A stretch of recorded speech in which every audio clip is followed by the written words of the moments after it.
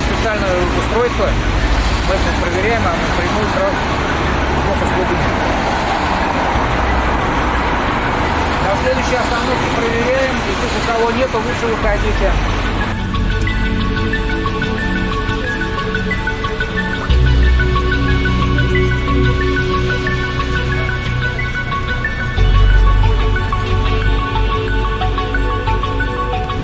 Так, вот у девушки медотвод.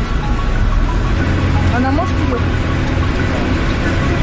Может, да?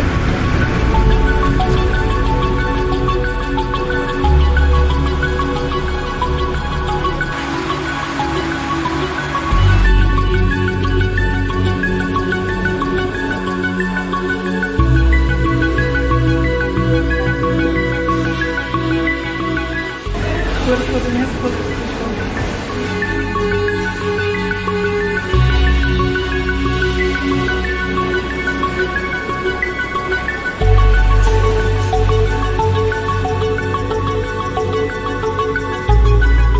Там 28-10-21 года.